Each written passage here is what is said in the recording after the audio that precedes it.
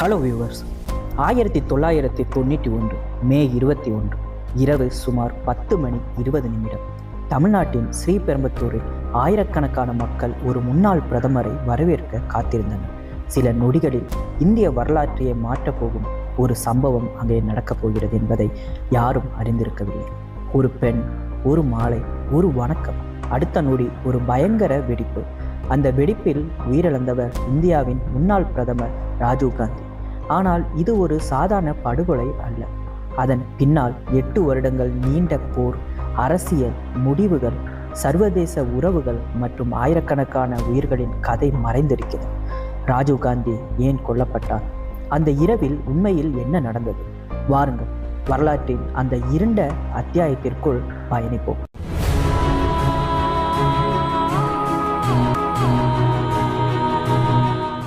ஆயிரத்தி 1944 ஆகஸ்ட் 20. அப்போது இந்தியா இன்னும் பிரிட்டிஷ் ஆட்சியின் கீழ் இருந்தது. அந்த காலகட்டத்தில் இந்திய அரசியலில் மிகப்பெரிய குடும்பமாக பின்னாளில் மாறப்போகும் நேரு குடும்பத்தில் ஒரு குழந்தை பிறந்தது. அந்த குழந்தை தான் ராஜீவ் ரத்னா காந்தி. இந்தியாவின் முதல் பிரதமரான ஜவஹர்லால் நேருவின் பேரனாகவும் பின்னாளில் இந்தியாவின் பிரதமராக மாறிய இந்திரா காந்தியின் மூத்த மகனாகவும் ராஜீவ் காந்தி பிறந்தார்.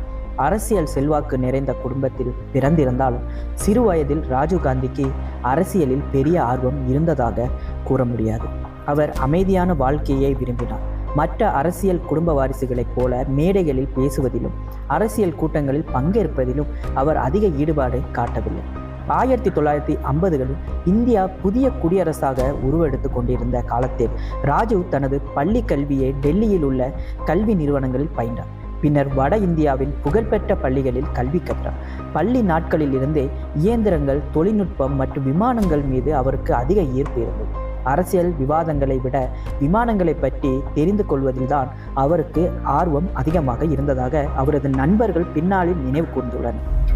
1962ஆம் ஆண்டு இந்தியா மற்றும் சீனா இடையே போர் நடைபெற்றது. 1965ஆம் ஆண்டு இந்தியா மற்றும் பாகிஸ்தான் இடையே மற்றொரு போர் நடைபெற்றது. இந்திய அரசியல் சூழல் தொடர்ந்து பரபரப்பாக இருந்தாலும் ராஜீவ் காந்தி தனது தனிப்பட்ட வாழ்க்கையிலும் கல்வியிலும் கவனம் செலுத்தி வந்தார். உயர்கல்விக்காக அவர் இங்கிலாந்துக்கு சென்றார். அங்கு கேம்பிரிட்ஜ் மற்றும் பிற கல்வி நிறுவனங்களில் கல்வி கற்றார். ஆனால் படிப்பை முழுமையாக முடிக்காமல் இந்தியாவிற்கு திரும்பினார். 1965ஆம் ஆண்டு இத்தாலியை சேர்ந்த சோனியா மைனோ என்ற இளம் பெண்ணை அவர் சந்தித்தார். இந்த சந்திப்பே பின்னாளில் இந்திய அரசியல் வரலாற்றையே மாற்றப் போகும் உறவின் தொடக்கமாக அமைந்தது. இருவருக்கும் காதல் மலர்ந்தது. பல வருடங்களாக நீண்ட உறவுக்கு பிறகு 1968ஆம் ஆண்டு ராஜீவ் காந்தியும் சோனியா மைனோவும் திருமணம் செய்து கொண்டனர். திருமணத்திற்கு பிறகு சோனியா காந்தி இந்தியாவிற்கு வந்து குடியேறினார். 1970களின் தொடக்கத்தில் ராஜீவ் காந்தி தனது கனவான விமான தொழிலை தேர்வு செய்தார். இந்தியாவின் தேசிய விமான சேவையான இந்தியன் ஏர்லைன்ஸ் தொழில்முறை விமானியாக பணியில் சேர்ந்தார். ஆயிரக்கணக்கான பயணிகளை பாதுகாப்பாக அழைத்து செல்லும் விமானியாக அவர் பணியாற்றினார். அப்போது அரசியலில் இருந்தவர் அவரது தாயார் இந்திரா காந்தி. ஆனால் ராஜீவ் காந்தி அரசியலிருந்து விலகியே இருந்தார். 1971ஆம் ஆண்டு இந்தியா பாகிஸ்தான் போர் நடைபெற்றது. அதன் விளைவாக வங்கதேசம் உருவானது. இந்திரா காந்தியின் புகழ் உச்சத்தை எட்டியது. ஆனால் ராஜீவ் காந்தி தனது விமானி வாழ்க்கையை தொடர்ந்தார். அவரது இளைய சகோதரர் சஞ்சய் காந்தி தான் குடும்பத்தின் அரசியல் வாரிசாக பார்க்கப்பட்டார். இந்திரா காந்தியின் அரசியல் நடவடிக்கைகளில் சஞ்சய் காந்தி முக்கிய பங்கு வகித்தார். அதனால் எதிர்காலத்தில் பிரதமராக மாறக்கூடியவர் சஞ்சய் காந்தி தான் என்று பலரும் கருதினர். 1975ஆம் ஆண்டு இந்தியாவில் அவசர நிலை அறிவிக்கப்பட்டது. இந்திய ஜனநாயக வரலாற்றின் மிகவும் சர்ச்சைக்குரிய காலகட்டங்களில் ஒன்றாக அது அமைந்தது. நாடு முழுவதும் அரசியல் பதட்டம் நிலவியது. ஆயிரக்கணக்கான எதிர்க்கட்சி தலைவர்கள் கைது செய்யப்பட்டனர். அந்த காலகட்டத்திலும் ராஜீவ் காந்தி அரசியலிருந்து தன்னை விலக்கி கொண்டிருந்தார். 1977ஆம் ஆண்டு பொது தேர்தலில் இந்திரா காந்தி தோல்வியடைந்தார். ஆனால் 1980ஆம் ஆண்டு மீண்டும் ஆட்சிக்கு திரும்பினார். அதே ஆண்டு ஜூன் 23ஆம் தேதி இந்திய அரசியலை அதிர்ச்சிக்குள்ளாக்கிய ஒரு சம்பவம் நடந்தது. இந்திரா காந்தியின் இளைய மகனும் அரசியல் வாரிசாக கருதப்பட்டவருமான சஞ்சய் காந்தி விமான விபத்தில் உயிரிழந்தார். இந்த விபத்து நேரு காந்தி குடும்பத்தையே உலுக்கியது. அரசியலின் எதிர்கால வாரிசு திடீரென இல்லாமல் போனார். சஞ்சய் காந்தியின் மரணத்திற்கு பிறகு இந்திரா காந்தி மிகப்பெரிய சிக்கலை எதிர்கொண்டார். அரசியலில் தன்னுடன் நம்பிக்கையுடன் செயல்படக்கூடிய குடும்ப உறுப்பினர் யாரும் இல்லை. அப்போது அவரது கவனம் மூத்த மகன் ராஜீவ்காந்தி மீது திரும்பியது. ஆரம்பத்தில் ராஜீவ்காந்தி அரசியலுக்கு வர மறுத்ததாக கூறப்படுகிறது. அவருக்கு விமானி வாழ்க்கை மீது இன்னும் விருப்பம் இருந்தது. ஆனால் குடும்ப சூழ்நிலைகளும் அரசியல் அழுத்தங்களும் அதிகரித்து கொண்டே சென்றன. 1981ஆம் ஆண்டு ராஜீவ்காந்தி இந்தியன் ஏர்லைன்ஸ் பணியை ராஜினாமா செய்து அரசியலில் நுழைந்தார். உத்தரப்பிரதேசத்தில் அமேதி தொகுதியில் நடைபெற்ற இடைத்தேர்தலில் போட்டியிட்டு வெற்றி பெற்றார். இதன் மூலம் அரசியல் வாழ்க்கையின் முதல் படியை எடுத்து வைத்தார். சில ஆண்டுகளுக்கு முன்பு வரை ஒரு விமானியாக இருந்த மனிதர் இந்திய அரசியலின் மையத்திற்குள் நுழைந்திருந்தார். 1982 முதல் 1984 வரை ராஜீவ்காந்தி காங்கிரஸ் கட்சியில் வேகமாக முன்னேற தொடங்கினார். இளம் வயது, சுத்தமான இமேஜ் மற்றும் தொழில்நுட்ப பார்வை காரணமாக அவர் பொதுமக்களின் கவனத்தை ஈர்த்தார். ஆனால் இன்னும் 2 ஆண்டுகளில் அவரது வாழ்க்கையையும் இந்தியாவின் வரலாறையும் முற்றிலும் மாற்றிய ஒரு சம்பவம் நடக்கப் போகிறது. அந்த சம்பவம் ராஜீவ்காந்தியை நேரடியாக இந்தியாவின் பிரதமர் பதவிக்கு கொண்டு செல்ல போகிறது. 1984ஆம் ஆண்டு இந்தியாவின் அரசியல் சூழ்நிலை மிகவும் பதட்டமாக இருந்தது. பஞ்சாபில் சீக்கிய பிரிவினைவாத இயக்கம் வேகமாக வளர்ந்து கொண்டிருந்தது. ஜர்னைல் சிங், பிந்திரன்வாலே தலைமையிலான ஆயுத குழுக்கள் பஞ்சாப் மாநிலத்தில் செல்வாக்கு பெற்றிருந்தன. இந்திய அரசாங்கத்தின் கட்டுப்பாட்டு சவாலாக மாறிய இந்த இயக்கத்தை கட்டுப்படுத்த இந்திரா காந்தி அரசு கடுமையான நடவடிக்கைகளை எடுக்க முடிவு செய்தது. 1984 ஜூன் மாதம் இந்திய இராணுவம் ஆபரேஷன் ப்ளூ ஸ்டார் என்ற நடவடிக்கையை தொடங்கியது. சீக்கியர்களின் மிகவும் புனிதமான வழிபாட்டு தலமான அமிர்தசரில் உள்ள பொற்கோவிலுக்குள் இராணுவம் நுழைந்தது. ஆயுத குழுக்களை அகற்றுவதே அந்த நடவடிக்கை நோக்கமாக இருந்தது. ஆனால் இந்த நடவடிக்கை உலகம் முழுவதும் உள்ள பல சீக்கியர்களிடையே பெரும் அதிருப்தியை ஏற்படுத்தியது. பலர் இதை தங்களின் மத உணர்வுக்கு எதிரான செயலாக கருதினர். ஆபரேஷன் ப்ளூ ஸ்டாருக்கு பிறகு இந்திரா காந்தியின் பாதுகாப்பு குறித்து பல எச்சரிக்கைகள் வந்தது. குறிப்பாக அவரது பாதுகாப்பு படையில் இருந்த சீக்கிய காவலர்களை மாற்ற வேண்டும் என்று அதிகாரிகள் பரிந்துரைத்தனர். ஆனால் இந்திரா காந்தி அதற்கு சம்மதிக்கவில்லை. மத அடிப்படையில் ஒருவரை சந்தேகிக்க முடியாது என்று அவர் கூறியதாக பல வரலாற்று பதிவுகள் குறிப்பிடப்பட்டுள்ளன. 1984 அக்டோபர் 31 இந்திய வரலாற்றை மாற்றியன. அன்று காலை டெல்லியில் உள்ள அவரது இல்லத்தில் இருந்து ஒரு தொலைக்காட்சி நேர்காணலுக்கு செல்ல இந்திரா காந்தி நடந்து கொண்டிருந்தார்.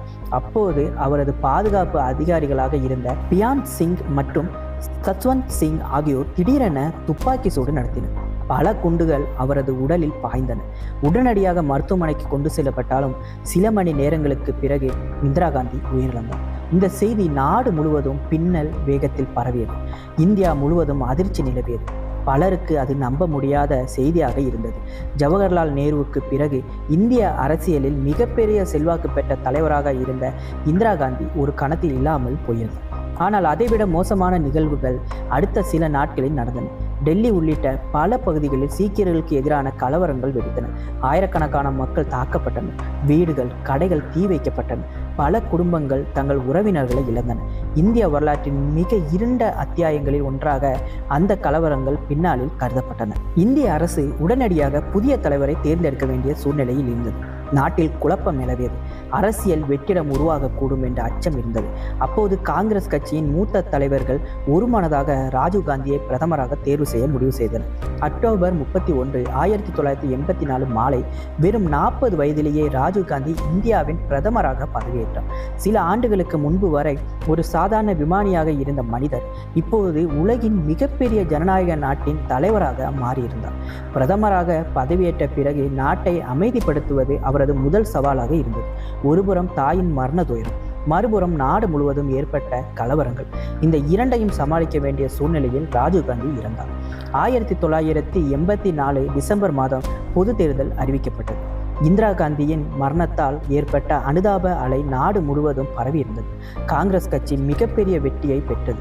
இந்திய பார்லமெண்ட் வரலாற்றிலேயே மிகப்பெரிய வெற்றிகளில் ஒன்றாக அது அமைந்தது. 500க்கும் மேற்பட்ட தொகுதிகளில் காங்கிரஸ் பெரும் வெற்றி பெற்றது. இந்த வெற்றிக்கு பிறகு ராஜீவ்காந்தி முழுமையான அதிகாரத்துடன் ஆட்சியை நடத்த தொடங்கினார். இந்தியாவை நவீன தொழில்நுட்ப நாடாக மாற்ற வேண்டும் என்பது அவரது கனவாக இருந்தது. கணினி, தொலைத்தொடர்பு, அறிவியல் வளர்ச்சி போன்ற துறைகளில் அவர் பல புதிய திட்டங்களை அறிமுகப்படுத்தினார். 1985 முதல் 1987 வரை இந்தியாவில் கணினி பயன்பாடு வேகமாக வளரத் தொடங்கியது. இன்று இந்தியாவின் தகவல் தொழில்நுட்ப வளர்ச்சிக்கான அடித்தளத்தை அமைத்தவர்களில் ஒருவராக ராஜீவ்காந்தி பார்க்கப்படுகிறார். அப்போது பலர் கணினிகள் வேலைவாய்ப்புகளை பறித்து என்று எதிர்த்தாலும் எதிர்காலத்தை நோக்கி அவர் எடுத்த முடிவுகள் பின்னாளில் முக்கியமானதாக அமைந்தன. ஆனால் ராஜீவ்காந்தியின் அரசியல் வாழ்க்கை இவ்வளவு எளிதாக செல்லவில்லை. பஞ்சாப் பிரச்சனை, அசாம் பிரச்சனை, இலங்கை தமிழர் பிரச்சனை, போஃபர்ஸ் ஊழல் குற்றச்சாட்டு என பல சவால்கள் ஒன்றன் பின் ஒன்றாக உருவாக தொடங்கின. குறிப்பாக இலங்கையில் நடந்து கொண்டிருந்த தமிழர் பிரச்சனை பின்னாளில் அவரது வாழ்க்கையின் மிகப்பெரிய முடிவாகவும் அதே நேரத்தில் அவரது மரணத்திற்கு வழிவகுத்த வரலாற்று திருப்பமாகவும் மாறப்போகிறது. 1980களின் நடுப்பகுதியில் இலங்கை தீவில் தமிழ் மக்களுக்கும் சிங்கள அரசுக்கும் இடையிலான மோதல் தீவிரமடைந்து கொண்டிருந்தது. ஆயிரக்கணக்கான தமிழர்கள் உயிரிழந்தனர். லட்சக்கணக்கான மக்கள் அகதிகளாக மாறினர். தமிழ்நாட்டில் கோபமும் ஆதரவும் அதிகரித்து கொண்டிருந்தது. அந்த நேரத்தில் இந்தியாவின் பிரதமராக இருந்த ராஜீவ்காந்தி இலங்கை பிரச்சனையில் தலையிட வேண்டிய கட்டாயத்தில் இருந்தார். அவர் எடுத்த ஒரு முடிவு சில ஆண்டுகளுக்கு பிறகு இந்திய வரலாற்றையே அதிர வைக்கும் சம்பவத்திற்கு காரணமாக அமையும் என்று அப்போது யாரும் எதிர்பார்க்கவில்லை. ராஜீவ்காந்தி படுகொலையின் பின்னணியை முழுமையாக புரிந்து கொள்ள வேண்டுமென்றால் நாம் இந்தியாவை விட்டு சில 100 கிலோமீட்டர் தூரத்தில் உள்ள இலங்கை தீவுக்கு செல்ல வேண்டும். ஏனென்றால் 1991 மே 21 ஸ்ரீபெரும்புத்தூரில் நடந்த அந்த வெடிப்பின் விதைகள் அதற்கு பல ஆண்டுகளுக்கு முன்பே இலங்கையில் விதைக்கப்பட்டிருந்தன. 1948 இலங்கை பிரிட்டிஷ் ஆட்சியிலிருந்து சுதந்திரம் பெற்றது. அந்த நாட்டில் பெரும்பான்மையாக சிங்கள மக்களும் குறிப்பிடத்தக்க அளவில் தமிழ் மக்களும் வாழ்ந்து வந்தனர். வடக்கு மற்றும் கிழக்கு பகுதிகளில் தமிழர்கள் அதிகமாக இருந்தனர். ஆரம்ப காலங்களில் 2 சமூகங்களுக்கும் ஒன்றாக வாழ்ந்தாலும் அரசியல் மாற்றங்கள் இன மோதலுக்கான அடித்தளத்தை அமைக்க தொடங்கின. 1956 இலங்கை அரசாங்கம் சிங்களம் மற்றும் என்ற மொழி கொள்கையை அறிமுகப்படுத்தியது. இதன் மூலம் சிங்கள மொழி மட்டுமே அரசின் அதிகாரப்பூர்வ மொழியாக அறிவிக்கப்பட்டது. தமிழ் மக்களிடையே இது பெரும் அதிருப்தியை ஏற்படுத்தியது.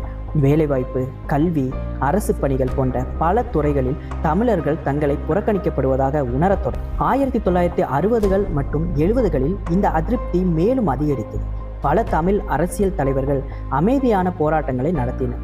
கூட்டங்கள், ஆர்ப்பாட்டங்கள், கோரிக்கைகள் என பல முயற்சிகள் மேற்கொள்ளப்பட்டன. ஆனால் அவர்கள் எதிர்பார்த்த தீர்வுகள் கிடைக்கவில்லை. இதனால் தமிழ் இளைஞர்களிடையே ஒரு புதிய எண்ணம் உருவாக தொடங்கியது. அமைதியான போராட்டங்களால் எதுவும் கிடைக்கவில்லை, ஆயுத போராட்டம் மட்டுமே வழி என்ற கருத்து சில இளைஞர்களிடையே பரவியது. 1970களில் பல தமிழ் ஆயுத இயக்கங்கள் உருவாகின. அவற்றில் ஒன்று பின்னாளில் உலகம் முழுவதும் அறியப்பட்ட இயக்கமாக மாறியது. அதுதான் லிபரலைசேஷன் டைகர் ஆஃப் தமிழ் இனம். இந்த இயக்கத்தை உருவாக்கியவர் வேலுப்பிள்ளை பிரபாகரன். பிரபாகரன் மிகவும் இளம் வயதிலேயே ஆயுத போராட்ட பாதையை தேர்ந்தெடுத்தார். தமிழர்களுக்கான தனி நாடு என்ற இலக்கை முன்வைத்து அவர் தனது இயக்கத்தை வளர்த்தார். காலப்போக்கில் மற்ற தமிழ் ஆயுத இயக்கங்களை விட LTTE அதிக சக்தி வாய்ந்த அமைப்பாக மாறியது. 1983 இலங்கை வரலாற்றை மாற்றிய மிகப்பெரிய சம்பவம் நடந்தது. ஜூலை மாதத்தில் LTTE நடத்திய தாக்குதலில் 13 இலங்கை இராணுவ வீரர்கள் உயிரிழந்தனர். இதற்கு பிறகு நாட்டின் பல பகுதிகளில் தமிழர்களுக்கு எதிரான வன்முறைகள் வெடித்தன.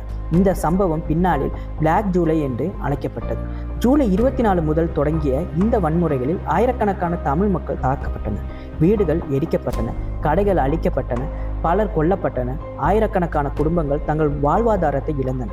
பலர் உயிர் பிழைக்க ஓட வேண்டிய நிலை ஏற்பட்டது. இந்த நிகழ்வு இலங்கை தமிழர்களின் மனதில் ஆழமான காயத்தை ஏற்படுத்தியது. அதே நேரத்தில் உலகம் முழுவதும் வாழ்ந்த தமிழர்களிடையே கோபத்தையும் உருவாக்கியது. இந்தியாவின் தமிழ்நாட்டிலும் இந்த சம்பவம் பெரும் அதிர்வலைகளை ஏற்படுத்தியது. இலங்கையிலிருந்து ஆயிரக்கணக்கான அகதிகள் தமிழ்நாட்டிற்கு வர தொடங்கினர். கடல் வழியாக வந்த அந்த அகதிகளின் கதைகளில் மக்கள் மனதை உலுக்கியன. 1983 பிறகு இலங்கை உள்நாட்டு போர் முழு அளவில் தீவிரமடைந்தது. LTTE மற்றும் இலங்கை அரசு படைகள் இடையே தொடர்ந்து மோதல்கள் நடந்தன. இருபுறமும் உயிரிழப்புகள் அதிகரித்தன. இந்த நேரத்தில் இந்தியா ஒரு கடினமான சூழ்நிலையில் இருந்தது. ஒருபுறம் அண்டை நாட்டின் உள்நாட்டு பிரச்சனை, மறுபுறம் தமிழ்நாட்டில் இருந்த உணர்ச்சி அலை. அப்போது பிரதமராக இருந்த இந்திரா காந்தி இலங்கை பிரச்சனையை கவனமாக கண்காணித்து வந்தார். பல்வேறு அரசியல் மற்றும் தூதரக முயற்சிகள் மேற்கொள்ளப்பட்டன. பின்னர் ராஜீவ்காந்தி பிரதமரான பிறகும் இந்த பிரச்சனை அவரது மேசையில் மிகப்பெரிய சவாலாகவே இருந்தது. 1985 மற்றும் 86 ஆண்டுகளில் இந்தியா பல முறை பேச்சுவார்த்தை முயற்சிகளை மேற்கொண்டது. ஆனால் நிலையான தீர்வு கிடைக்கவில்லை. இலங்கையில் போர் தொடர்ந்து உயிரிழப்புகள் அதிகரித்தன. இறுதியாக 1987 ஆண்டில் ராஜீவ்காந்தி ஒரு மிகப்பெரிய முடிவை எடுக்கிறார். அந்த முடிவு இந்தியா மற்றும் இலங்கை உறவுகளை மட்டுமல்ல, அவரது சொந்த எதிர்காலத்தையும் மாற்றப்போகுது. 1987 ஆண்டு தொடக்கத்தில் இலங்கையின் வடக்கு மற்றும் கிழக்கு பகுதிகளில் போர் மிகவும் தீவிரமடைந்திருந்தது. இலங்கை அரசு படைகள் பல இடங்களில் தாக்குதல்களை அதிகரித்தன. தமிழர்கள் வாழ்ந்த யாழ்ப்பாணம் மற்றும் அதை சுற்றிய பகுதிகளில் உணவு, மருந்து மற்றும் அத்தியாவசிய பொருட்களின் பற்றாக்குறை உருவானது. ஆயிரக்கணக்கான பொதுமக்கள் மிக கடினமான சூழ்நிலையில் வாழ்ந்து கொண்டிருந்தனர். தமிழ்நாட்டில் இதற்கு எதிராக கடும் உணர்ச்சி அலை உருவானது. அரசியல் கட்சிகள், மாணவர் அமைப்புகள் மற்றும் பல சமூக அமைப்புகள் இந்திய அரசு நடவடிக்கை எடுக்க வேண்டும் என்று கோரிக்கை வைத்தன. அப்போது இந்தியாவின் பிரதமராக இருந்த ராஜீவ்காந்தி இலங்கை நிலைமையை தொடர்ந்து கவனித்து வந்தார். 1987 ஜூன் மாதம் ஒரு முக்கிய சம்பவம் நடந்தது. யாழ்ப்பாணத்தில் சிக்கியிருந்த தமிழ் மக்களுக்கு உதவ இந்தியா வான்வழியாக நிவாரணப் பொருட்களை அனுப்பியது. இந்த நடவடிக்கை இலங்கை அரசுக்கு ஒரு வலுவான அரசியல் செய்தியாக பார்க்கப்பட்டது. இந்தியா இனிமேல் இந்த பிரச்சனையை வெறும் பார்வையாளராக மட்டும் பார்க்க போவதில்லை என்பது தெளிவாகியது. அதன் பிறகு இந்தியா மற்றும் இலங்கை இடையே தீவிர பேச்சுவார்த்தைகள் தொடங்கின. பல சுற்று ஆலோசனைகளுக்கு பிறகு 1987 ஜூலை 29 ஒரு வரலாற்று முக்கியத்துவம் வாய்ந்த ஒப்பந்தம் கையெழுத்தானது. அதுதான் இந்தோ ஸ்ரீலங்கா அக்கார்ட்.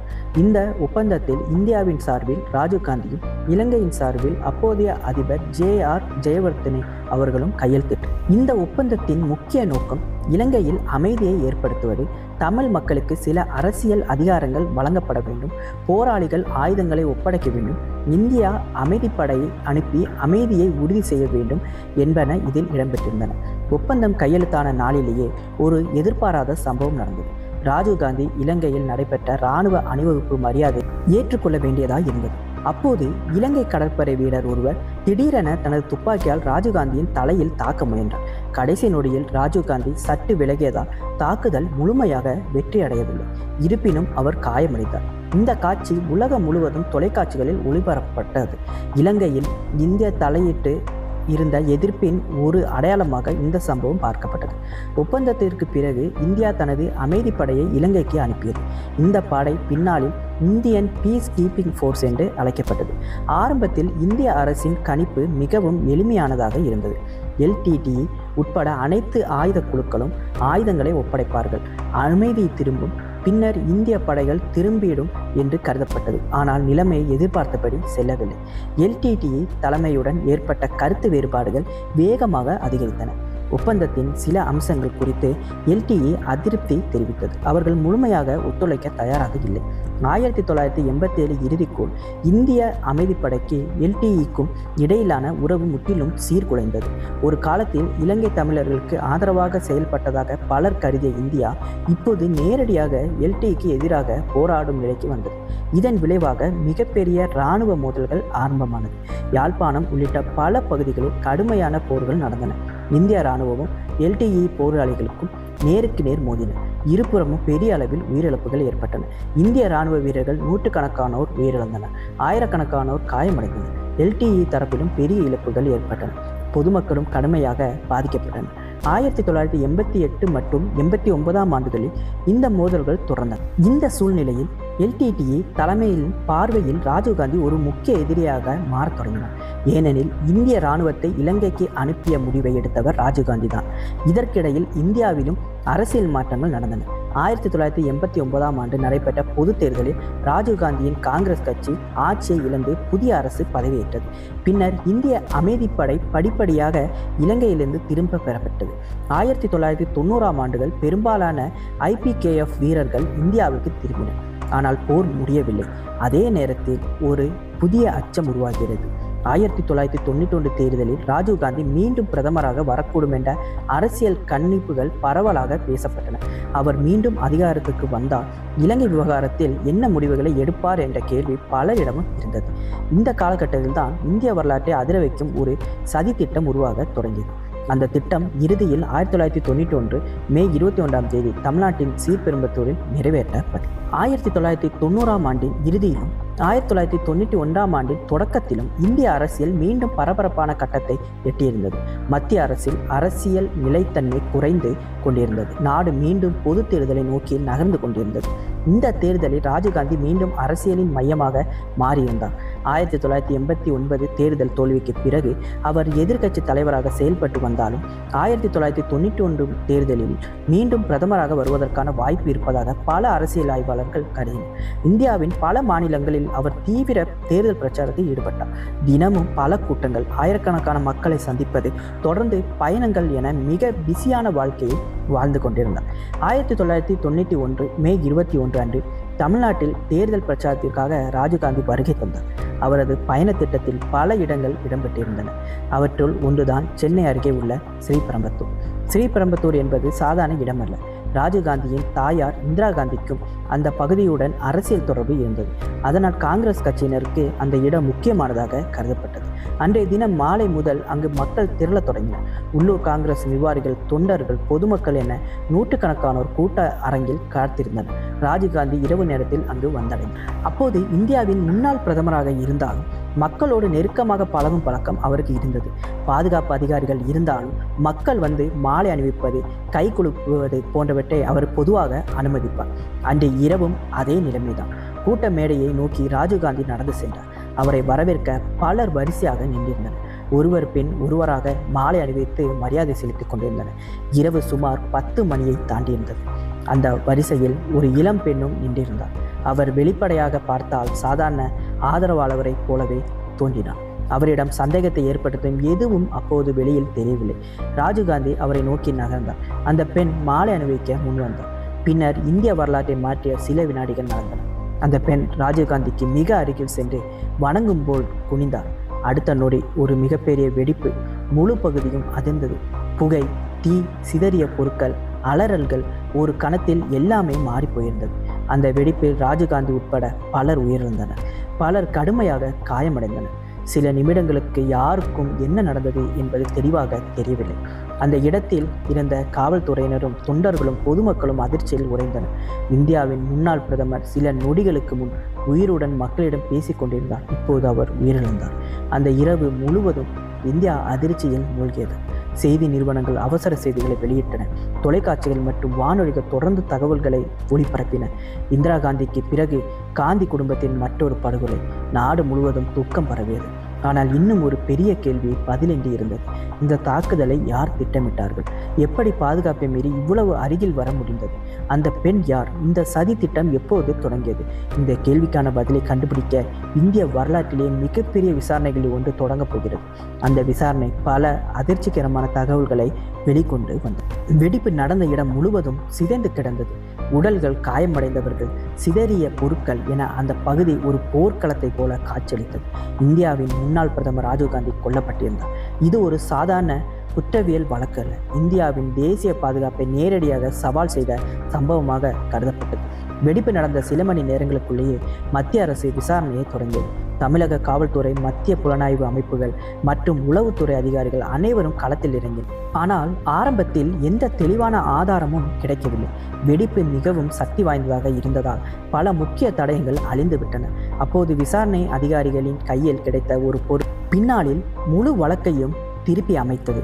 அது ஒரு சாதாரண கேமரா. அந்த கேமராவின் உரிமையாளர் புகைப்பட கலைஞர் எஸ். ஹரிபவர். அவரும் அந்த வெடிப்பில் உயிரிழந்தார். ஆனால் அவரது கேமரா சேதமடைந்திருந்தாலும் அதன் உள்ளே இருந்த ஃபிலிம் பெரும்பாலும் பாதுகாப்பாக இருந்தது. அந்த ஃபிலிம் டெவலப் செய்யப்பட்ட போது விசாரணை அதிகாரிகள் அதிர்ச்சி அடைந்தனர். ஏனெனில் வெடிப்பு நடப்பதற்கு சில வினாடிகளுக்கு முன்பு வரை எடுக்கப்பட்ட புகைப்படங்கள் அதில் இருந்தன. ஒவ்வொரு புகைப்படத்தையும் அதிகாரிகள் ஆய்வு செய்ய ஆரம்பித்தனர். அந்த புகைப்படங்களில் ராஜீவ்காந்தி கூட்டத்திற்குள் நடந்து வருவது, மக்களை சந்திப்பது, மாலை அணிவிப்பவர்கள் வரிசையில் நிற்பது போன்ற காட்சிகள் இருந்தன. பின்னர் ஒரு குறிப்பிட்ட இளம்பெண் அதிகாரிகளின் கவனத்தை ஈர்த்தார். அவர் பல புகைப்படங்களில் தொடர்ந்து காணப்பட்டார். வெடிப்பு நிகழ்வதற்கு முன் ராஜீவ்காந்திக்கு மிகவும் அருகில் சென்ற நபரும் அவர்தான். இதுவே விசாரணையின் முதல் பெரிய திருப்பமாக அமைந்தது. சில நாட்களுக்கு மத்திய அரசு ஒரு சிறப்பு விசாரணை குழுவை அமைத்தது.